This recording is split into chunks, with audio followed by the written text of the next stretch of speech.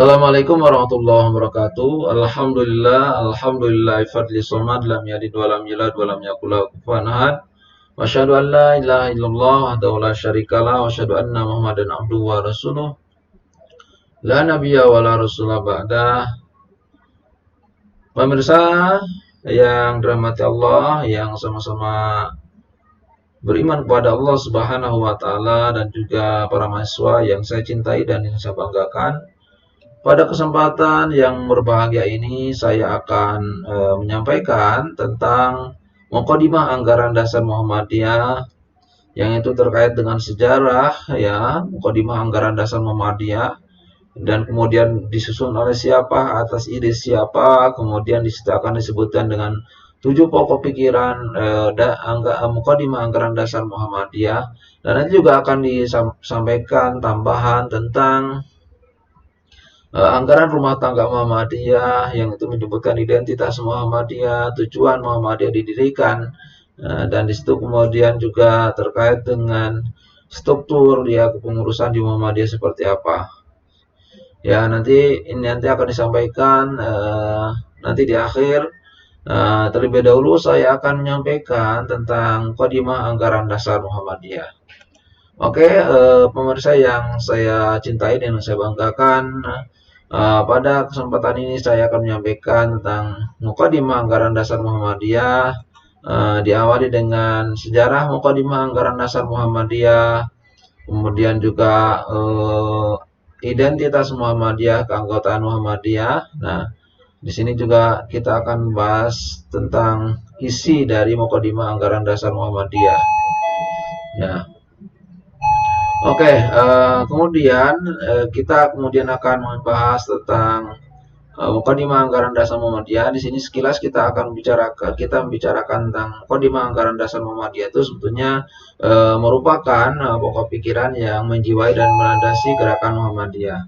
Nah, di sini juga menyebutkan isi dari Anggaran Dasar Muhammadiyah itu adalah aturan umum pengelolaan organisasi Muhammadiyah, nanti akan disampaikan di akhir sebagai wawasan pengetahuan bagi kita untuk mengetahui sejauh mana kemudian Muhammadiyah itu berkiprah dan kemudian terkait dengan dana-dana yang dikumpulkan oleh Muhammadiyah sehingga Muhammadiyah menjadi maju ya karena banyak amal usaha yang kemudian diberikan oleh Muhammadiyah. Nah, kemudian sejarah Muhammadiyah, sejarah Muqaddimah Anggaran Dasar Muhammadiyah sebetulnya itu merupakan hasil dari perenungan Ki Bagus Hadikusumo di sini ya. Ki Bagus, di mana kemudian Ki Bagus Hadikusumo itu melihat perkembangan Muhammadiyah bahwa semakin mungkin secara lahiriah berkembang ya, maju ya. Kemudian juga berkemajuan gitu. Akan tapi dari sisi kemudian pemahaman keislamannya semakin kesini semakin menurun ya. Nah, karena ada pengaruh dari luar yang itu kemudian tidak sesuai dengan paham ajaran Muhammadiyah. Nah, disinilah kemudian disusun Muqaddimah Anggaran Dasar Muhammadiyah pada tahun 1951. Nah, ada hal yang kemudian latar belakangi sebetulnya disusunnya Muqaddimah Anggaran Dasar Muhammadiyah itu ya. Nah, disinilah kemudian dicoba untuk kemudian dilihat berbagai latar belakang yang kemudian memunculkan sebuah ide untuk kemudian disusunnya Muqaddimah Anggaran Dasar Muhammadiyah. Yang pertama adalah belum adanya rumusan, pada saat itu belum ada rumusan ya, masalah yang kemudian formal tentang dasar dan cita-cita perjuangan Muhammadiyah. Memang dari awal 1912 kemudian sampai kemudian sampai kemudian 1950 itu belum ada ya anggaran dasar Muhammadiyah. Kemudian disusunlah kemudian oleh Ki Bagus Hadikusumo supaya ini lebih tertata ya Muhammadiyah itu dari sisi kemudian administrasi, termasuk juga di situ mencatat tentang bagaimana Muhammadiyah itu berkiprah ya, kemudian juga mentransfer apa namanya, ideologi atau ajarannya dalam kehidupan sehari-hari. Di sini yang pertama itu karena memang belum ada rumusan yang jelas yang kemudian menjadi dasar dan cita-cita perjuangan Muhammadiyah. Yang kedua adalah kehidupan rohani keluarga Muhammadiyah, ya, yang kemudian apa namanya masih menampakkan, ya, artinya di sini adalah ada gejala, ya, gejala menurun, artinya mengalami degradasi, ya, mengalami penurunan akibat mungkin akibat terlalu berat, ya, mengajar kehidupan dunia. Disinilah kemudian Ki Bagus melihat Muhammadiyah tuh makin maju, tapi dari sisi keagamaannya, ya, kemudian realitas di lapangan, pengajian semakin menurun gitu, sehingga kemudian diadakanlah sekarang tuh pengajian seminggu sekali, sebulan sekali gitu, ya, untuk kemudian memupuk bagaimana rohani mereka itu apa namanya menjadi hidup begitu, sehingga tidak mati dalam artian mati keimanan, ya, perasaannya kepada Allah Subhanahu wa taala. Nah, kemudian yang ketiga, makin kuatnya berbagai pengaruh alam pikiran yang itu berasal dari luar, ya, baik itu secara langsung maupun tidak langsung, itu berhadapan, ya, dengan paham dan keyakinan hidup Muhammadiyah. Nah, disinilah kemudian bagaimana kemudian Muhammadiyah apa namanya merespon, ya, bagaimana kemudian untuk kemudian membendung sebuah apa namanya pengaruh dari luar itu, ya, yang kemudian sedikit banyak mempengaruhi paham keagamaan Muhammadiyah.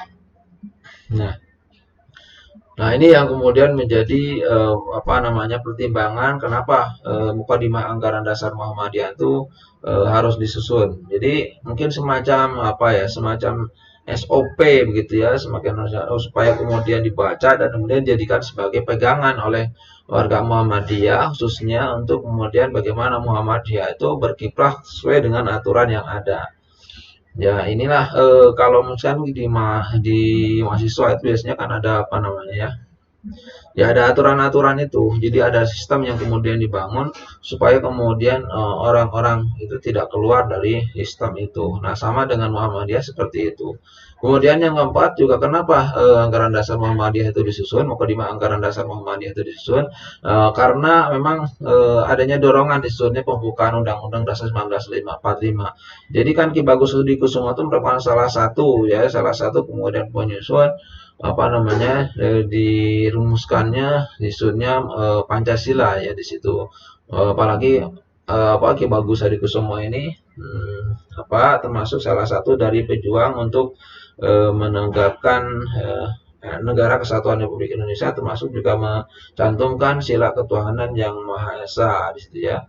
Nah, itu kemudian ketika itu kemudian Ki Hadikusumo pulang ke Yogyakarta, kemudian, ya, situ ternyata kok Muhammadiyah belum punya, jadi belum punya Muhammadiyah itu besarnya, tapi belum punya pegangan yang kemudian dijadikan sebagai bahan pedoman oleh warga Muhammadiyah dalam melakukan apa namanya langkahnya, gitu, dalam melakukan sebuah gerakannya. Nah, ini yang penting kemudian untuk kemudian ada bukti tertulisnya, gitu.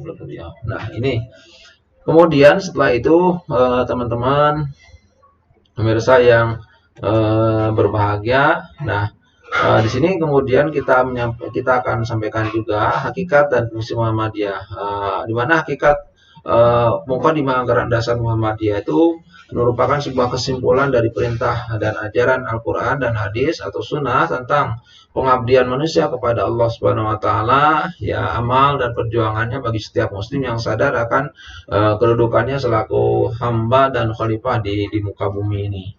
Nah, disitulah kemudian inti dari hakikat sebetulnya dari hakikat Mukadimah Anggaran Dasar Muhammadiyah, bagaimana kemudian kita ini sebagai warga Muhammadiyah khususnya dan umumnya juga setiap muslim kemudian berpegang kepada ajaran Al-Quran dan Sunnah dalam melaksanakan perintah, ya, perintahnya begitu.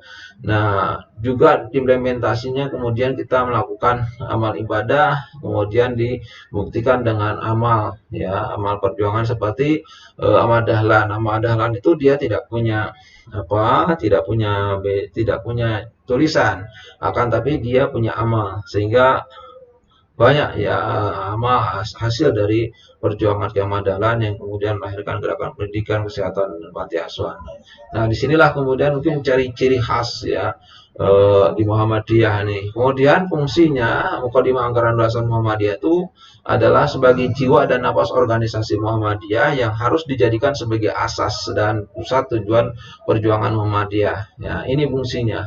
Jadi disinilah kemudian kita melihat kenapa harus disusun itu selain juga latar belakang tadi, karena di sini ternyata ini sebagai jiwa dan napas perjuangan. Jadi ini loh perjuangan Muhammadiyah itu. Nah ini harus dijadikan sebagai tujuan utama dalam kemudian melakukan sebuah perjuangan. Nah, jadi ada buktinya begitu ya. Kemudian di samping itu juga kita selain juga tadi mukadimah hakikat, mukadimah anggaran dasar Muhammadiyah tadi, kemudian juga fungsinya, dan selanjutnya kita akan melihat bagaimana sebetulnya isi dari mukadimah anggaran dasar Muhammadiyah itu. Ternyata ada 7 poin. Yang pertama ada di sini sebetulnya bagaimana hidup manusia itu harus berdasarkan tauhid ya, mengesahkan Allah Subhanahu wa taala, bertuhan kepada Allah, beribadah serta tunduk dan taat hanya kepada Allah Subhanahu wa taala. Jadi poin yang pertama ini sebetulnya ajaran untuk kemudian mengajak manusia untuk bertauhid kepada Allah Subhanahu wa taala. Di sini bertauhid kepada Allah Subhanahu wa taala ya, mengesahkan Allah, kemudian ada buktinya beribadah kepada Allah, kemudian juga taat dan tunduk pada aturan-aturan Allah. Nah, disinilah kemudian tauhid itu berarti di sini ada 3 aspek yang kemudian perlu dilihat, bahwa kita berkeyakinan bahwa Allah lah yang Maha Pencipta, Allah lah yang Maha memelihara segala alam semesta ini. Jadi alhamdulillahirabbil alamin, itu betul-betul segala puji bagi Allah, Tuhan yang kemudian Tuhan semesta alam. Dan di sini kemudian mengandung tauhid rububiyah ya, mengandung tauhid. Selain juga tauhid uluhiyah, kita mentauhidkan Allah bahwa Allah itu adalah Tuhan yang berhak untuk disembah ya. Kemudian juga sebagai kemudian selain itu juga Tuhan yang berhak untuk dijadikan sebagai tempat untuk meminta pertolongan kepadanya. Nah, disinilah kemudian kita harus berkeyakinan. Nah, keyakinan yang kemudian disampaikan tadi itu wajib hukumnya bagi kita, bagaimana kemudian kita dalam melaksanakan segala ajarannya itu tidak kemudian lepas dari ketauhidan kita kepada Allah Subhanahu wa taala. Sebagai contoh konkret, misalkan kita melaksanakan amal saleh, kita melaksanakan salat misalkan, contoh konkretnya itu adalah harus betul-betul didasari dengan keimanan kepada Allah Subhanahu wa taala. Kenapa? Karena kalau misalkan kita hanya kemudian berislam, melaksanakan amal ibadah kan tetap tidak didasari dengan keimanan kepada Allah, maka tidak akan kemudian diterima ya. Di sini keimanan itu maka akan melahirkan konsep keikhlasan kepada Allah Subhanahu wa taala. Maka disinilah kemudian akan terbukti bahwa dia itu ketika melaksanakan ibadah itu dasar dengan iman, keyakinan kepada Allah, dan dia yakin bahwa yang yang kemudian akan memberi pahala ya, itu adalah Allah Subhanahu, bukan manusia. Nah, di sini ada konsep ikhlas ya di sini. Nah, kaitannya dengan ketauhidan kita kepada Allah Subhanahu wa taala. Kemudian juga di samping itu juga selain juga pokok pikiran yang pertama, ada pokok pikiran yang kedua. Yang kedua ini adalah bagaimana kemudian hidup manusia itu harus bermasyarakat. Ini ajaran Muhammadiyah, hidup manusia harus bermasyarakat. Di samping kita bertauhid, beribadah kepada Allah, taat kepada Allah, akan tapi ada konsep hablum minanas. Jadi ada hablum minanas yang kemudian dibangun di sini. Bagaimana kita menjalin hubungan dengan masyarakat dengan baik ya, karena itu menjadi sunatullah ya.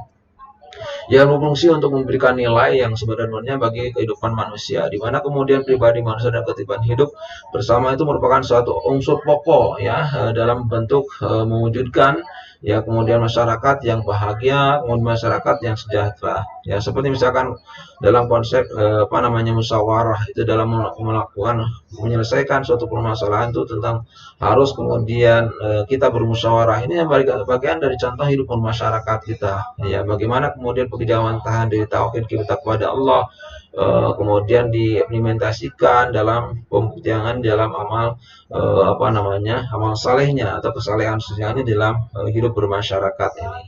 Bagaimana kita bersilaturahim dengan mereka, ya, karena manusia itu bukan makhluk makhluk sosial. Artinya manusia itu makhluk sosial. Mereka tidak bisa kemudian hidup sendiri kecuali dengan bantuan orang lain. Maka disinilah kemudian ajaran Muhammadiyah itu mengajarkan kita untuk hidup bermasyarakat.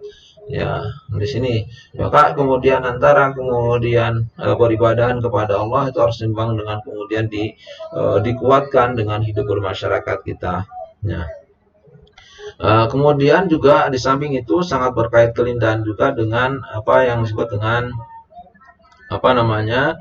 selain itu juga pokok pikiran yang kedua yang kemudian disebutkan juga pokok pikiran yang ketiga ini. Pokok pikiran yang ketiga ini bagaimana kemudian hukum Allah itu hanya hukum Allah yang dapat dijadikan sebagai sendi untuk membentuk pribadi yang utama, ya, pribadi yang utama dan mengatur ketertiban hidup bersama untuk kebahagiaan dunia dan akhirat, ya, kebahagiaan dan kesejahteraan di dunia dan akhirat.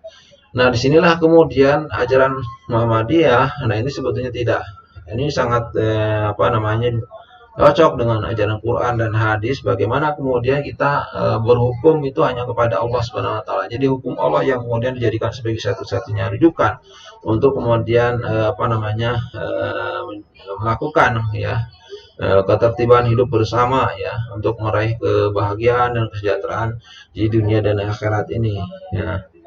Nah, disinilah kemudian komitmen Muhammadiyah dalam rangka hal ini. Bukan berarti kemudian Muhammadiyah menafikan kemudian hukum Pancasila, akan tapi dalam hal-hal tertentu Muhammadiyah berpegang kepada aturan Al-Quran dan hadis, ya, dan hadis. Nah, hukum-hukum Pancasila tetap kemudian selama itu tidak bertentangan dengan hukum agama, kemudian masih diindahkan oleh Muhammadiyah dalam rangka untuk menguatkan hidup bersama, ya, untuk kemudian meraih kebahagiaan dunia dan akhirat ini. Nah, inilah kemudian bagian dari gerakan Muhammadiyah, bagaimana kemudian hukum Allah itu jangan sampai kemudian diabaikan begitu, apalagi kemudian ditinggalkan. Tetap kita berpedoman kepada hukum Allah, kemudian juga implementasi dari perpaduan kepada hukum Allah itu bagaimana kemudian pengejawantannya di masyarakat, ya, di lapangan begitu, sehingga kemudian hukum Allah tetap ditegakkan, ya, kemudian hukum Pancasila yang itu kemudian juga ada nilai-nilai keagamaannya itu juga ditegakkan sehingga saling menguatkan antara satu dengan yang lainnya. Nah, disinilah kemudian pentingnya kemudian kita mengetahui tentang pokok pikiran yang ketiga. Kemudian pokok pikiran yang keempat, teman-teman, pemirsa yang dirahmati Allah Subhanahu wa taala, berjuang menegakkan dan menjunjung tinggi agama Islam, ya, untuk mewujudkan masyarakat Islam yang sebenarnya itu merupakan hal yang wajib begitu, ya, sebagai bagian dari ibadah dan perbuatan ihsan dan islah kepada sama manusia atau masyarakat.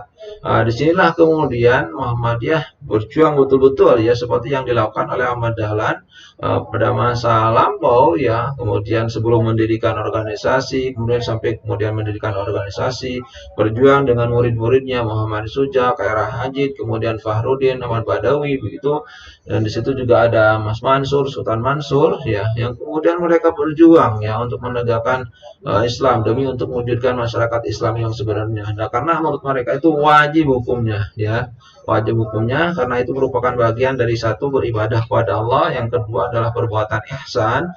Nah, ihsan itu kategorinya adalah kita beribadah kepada Allah seakan-akan kita melihat Allah, dan kita yakin bahwa ketika kita tidak bisa melihat Allah, bahwa Allah melihatnya. Nah, ini ya konsep ihsan, artinya berbuat baik kepada Allah, berbuat baik kepada semua manusia, ya, itu adalah diniatkan hanya untuk Allah semata. Kemudian juga islah.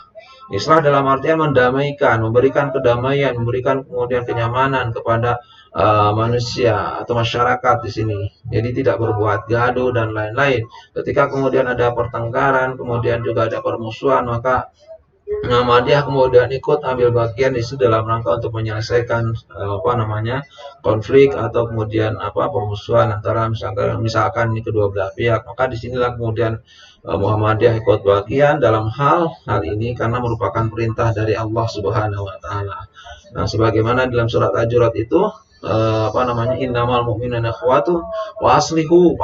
Nah, kata-kata islah itu wa aslihu baina akhwaikum wa taqullaha la'allakum turhamun. Itu bagian dari dasar kita kemudian bagaimana kemudian kita berbuat islah kepada sama manusia itu supaya kita mendapatkan rahmat dari Allah Subhanahu wa taala. Nah, ini adalah uraian-uraian nanti dibaca sendiri ya teman-teman, bisa dilihat. Kemudian itu yang maksud intinya dari pokok pikiran yang keempat sebetulnya. Kemudian pokok pikiran yang kelima yang kemudian itu juga tidak kalah memperkuat ya untuk pokok pikiran yang keempat di sini adalah bagaimana perjuangan untuk mencapai tujuan Muhammadiyah itu jadi hanya akan bisa dicapai dengan ittiba, mengikuti ya perjuangan para rasul, terutama Rasulullah Muhammad SAW. Nah, di sini kemudian kita akan melihat bagaimana kemudian perjuangan Muhammadiyah itu,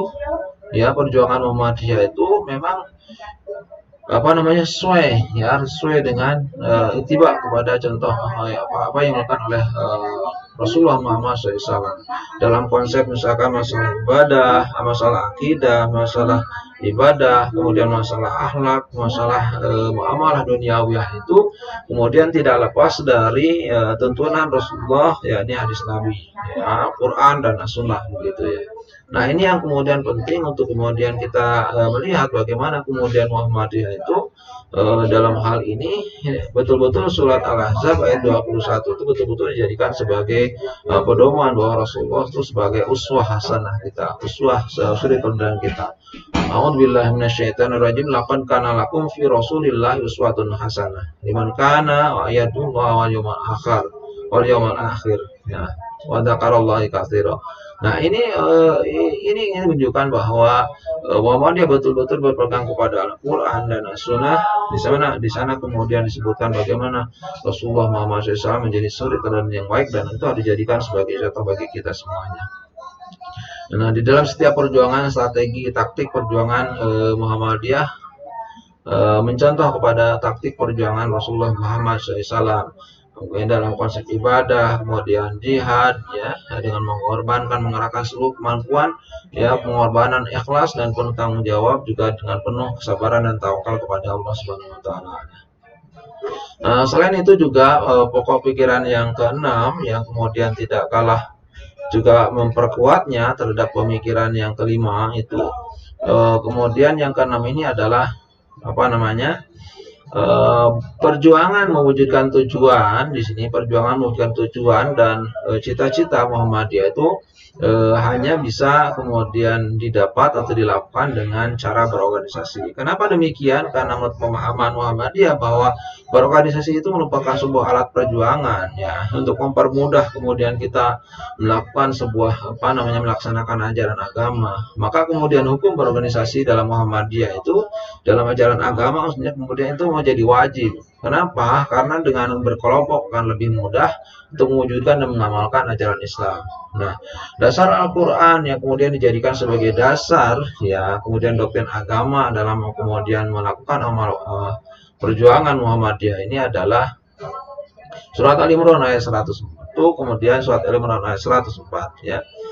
Yang berbunyi a'udzubillahi minasyaitonirrajim wa takum minkum ummatun yad'una ilal khair wa ya'muruna bil ma'ruf wa yanhauna 'anil munkar wa ulaika humul muflihun.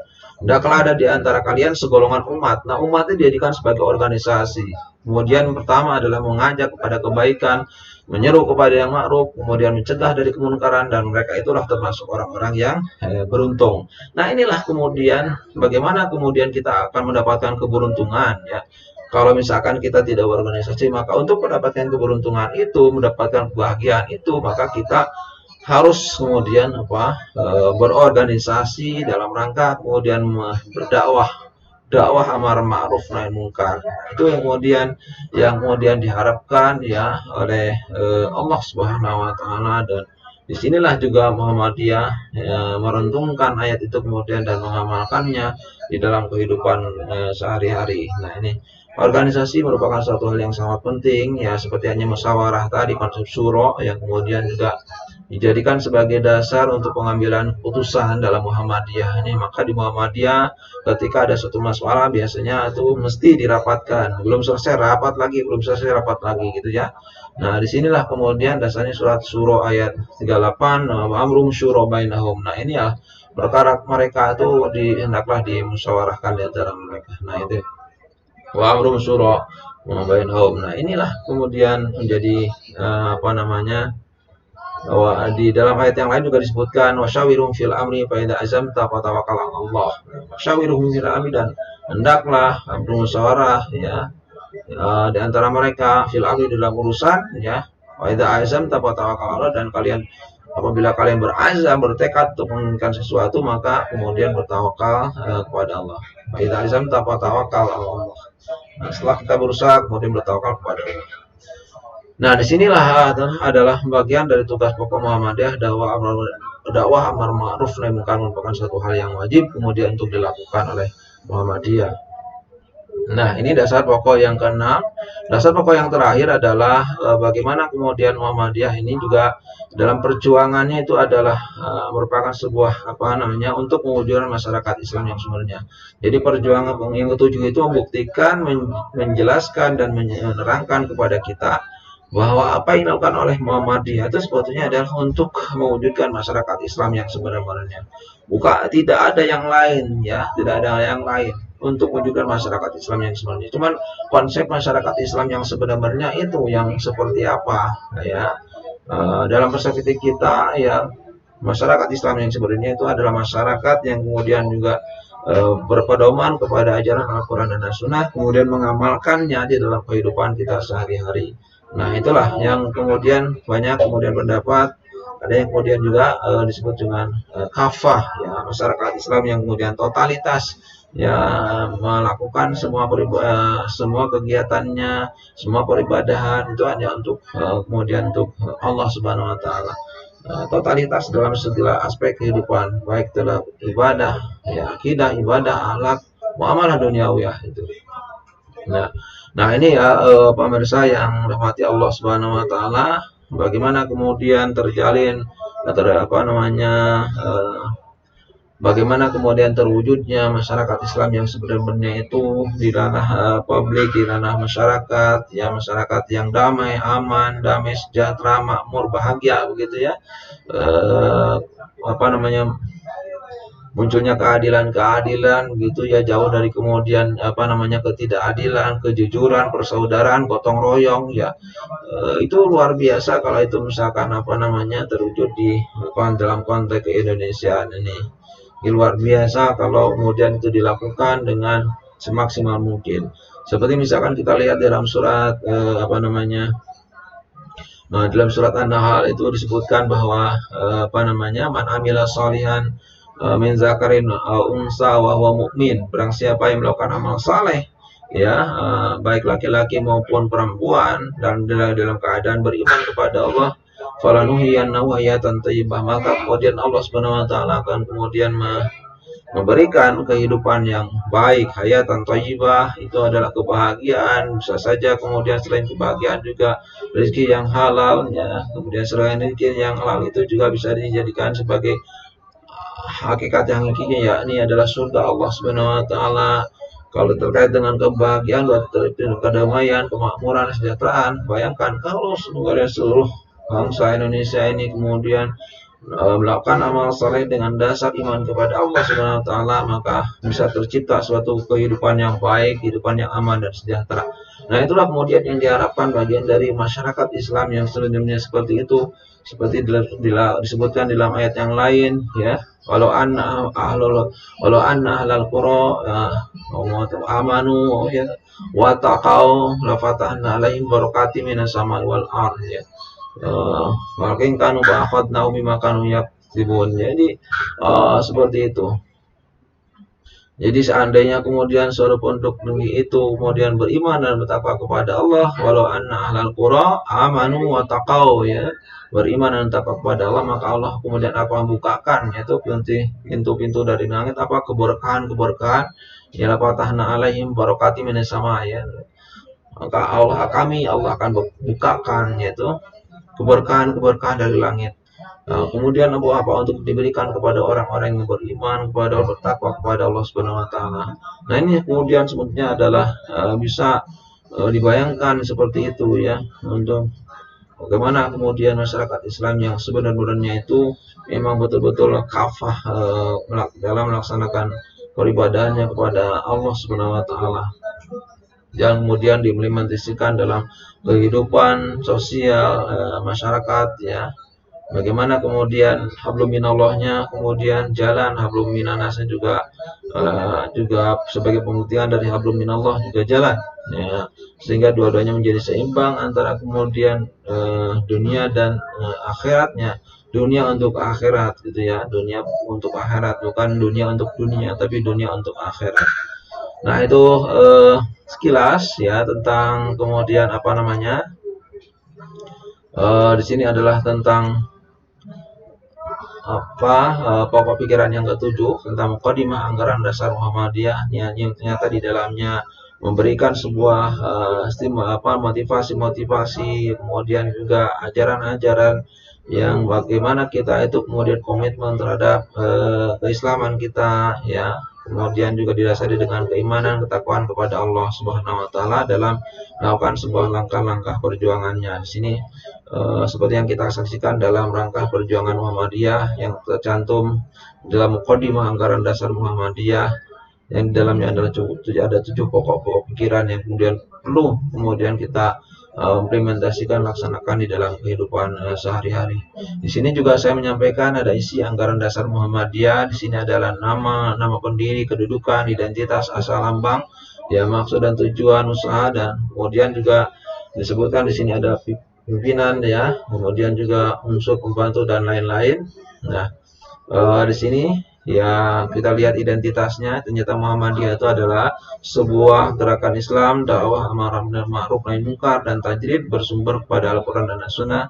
Kemudian juga Muhammadiyah berasas Islam, bukan berasas yang lain. Ya, ini tentu menjadi ciri khas bagi Muhammadiyah dalam melakukan perjuangannya. Kemudian juga maksud dan tujuannya tadi adalah menegakkan dan menjunjung tinggi agama Islam sehingga terwujud masyarakat Islam yang sebenar-benarnya, ya. Kemudian juga di sini disebutkan ada pasal-pasal, ya. Nanti bisa dibaca sendiri, ya, ini terkait dengan bagaimana Muhammadiyah melakukan gerakan amar ma'ruf nahi munkar dan tajrid, dan juga ada di sini ada bentuk amal usahanya, ya. Kemudian juga bentuk kebijakan dan tanggung jawab amal usaha program. Ya, di sini siapa itu pimpinan pusat Muhammadiyah tentunya, ya. Nah, di sini kemudian perlu saya sampaikan juga ada di Muhammadiyah itu ada keanggotaan, anggota biasa, ada anggota luar biasa, ada anggota kehormatan. Anggota biasa adalah warga Indonesia yang beragama Islam. Anggota luar biasa adalah orang Islam, bukan warga negara Indonesia. Kemudian ada anggota kehormatan, ialah perorangan, ya, yang beragama Islam, yang berjasa terhadap Muhammadiyah di sini, ya. Dan atau juga karena kewibawaan dan keahliannya kemudian dalam membantu Muhammadiyah. Nah, di sini juga ada kemudian susunan organisasi, ya, ada ranting, ada cabang, daerah, wilayah, kemudian juga dan pusat, ya. Di sini disebutkan seperti itu, ya, di mana kemudian ranting itu kesatuan anggota dalam satu tempat atau satu kawasan, cabang itu adalah kesatuan ranting dalam satu tempat, ya. Kemudian juga di sini juga selain cabang dan ranting juga disebutkan juga daerah, ya. Daerah juga merupakan satuan cabang dalam satu kota atau kabupaten, wilayah, kesatuan daerah dalam satu provinsi, ya. Kemudian ada pusat, kesatuan wilayah dalam satu negara. Nah, di sini juga disebutkan susunan organisasi, kemudian dari pusat sampai kepada cabang dan ranting. Di sini ada cabang istimewa, ya, di luar negeri itu biasanya di Malaysia, Singapura, ya, Australia itu biasanya ada cabang PCM. Jadi nggak ada daerah, nggak ada wilayah, tapi sifatnya cabang istimewa, ya, PCM. PCI ya. Kalau PCI Mesir ya PCI Mesir gitu ya. Nah, itu base-nya seperti itu. Nah, kemudian ada unsur pembantu pimpinan yaitu dari apa namanya majelis dan lembaga. Di sini biasanya banyak lembaga-lembaga yang kemudian juga ikut membantu pimpinan. Selain itu juga ada oke, di sini ada organisasi otonom ya. Organisasi otonom itu organisasi apa namanya satuan organisasi di bawah Muhammadiyah yang memiliki wewenang untuk mengatur rumah tangga sendiri dengan pimpinan pusat Muhammadiyah seperti misalkan IMM, IPM, ya Pemuda Muhammadiyah, Nahdlatul Asia dan lain-lain. Nah, ini adalah terkait dengan organisasi otonom termasuk juga tapak suci di sini. Nah, kemudian juga disinilah permusyawaratan biasanya dimulai dari apa namanya permusyawaratan itu bisa dilihat dari musran ya, musyawarah ranting ya, kemudian juga ada muscab, musyawarah cabang, kemudian juga ada musyawarah daerah disebut dengan musda, kemudian juga ada musyawarah wilayah ya, kemudian juga ada tanwir dan ada muktamar. Nah, itu adalah permusyawaratan yang kemudian ada di Muhammadiyah dan ini menjadi ciri khas bagi Muhammadiyah, teman-teman pemirsa yang dirahmati Allah, ada Allah Subhanahu wa taala. Nah, kemudian yang terakhir adalah bagaimana kemudian kekayaan Muhammadiyah ternyata kita lihat bahwa kekayaan Muhammadiyah itu memang semuanya atau bandanya itu diperoleh dari sumber yang sah dan halal ya. Artinya Muhammadiyah tidak kemudian korupsi di sini ya, keuangan kekayaannya itu diperoleh dari uang pangkal, iuran, bantuan, hasil hak milik Muhammadiyah, zakat, infak, sedekah ya dalam lajismu ya ada kemudian nasihat hibah dan kemudian juga usaha-usaha perekonomian Muhammadiyah dan banyak sekali yang menjadi sumber keuangan Muhammadiyah ya di sini ya. Yang itu juga dijadikan sebagai alat perjuangan yang untuk membantu Muhammadiyah dalam kemudian memperjuangkan ajaran Islam sehingga kemudian bisa apa namanya bermanfaat bagi seluruh alam. Nah, itulah kemudian teman-teman yang pemirsa yang dirahmati Allah oleh Allah Subhanahu wa taala yang saya sampaikan terkait dengan mukadimah anggaran dasar Muhammadiyah sehingga kemudian mudah-mudahan ini memberikan informasi dan kemudian juga menjadi wawasan bagi kita bagaimana kemudian kita melihat Muhammadiyah itu tidak dari luar akan tapi juga ada di dalam ya ada di dalam dilihat dari kemudian bukti-bukti ya yang kemudian jadikan dasar pedoman Muhammadiyah dalam melakukan perjuangannya. Nah, itulah teman-teman pemirsa yang dirahmati Allah, mudah-mudahan ada manfaatnya. Saya tutup dengan doa kafaratul majlis. Subhanakallahumma bihamdika asyhadu an la ilaha illa anta astaghfiruka wa atubu ilaik. Assalamualaikum warahmatullahi wabarakatuh.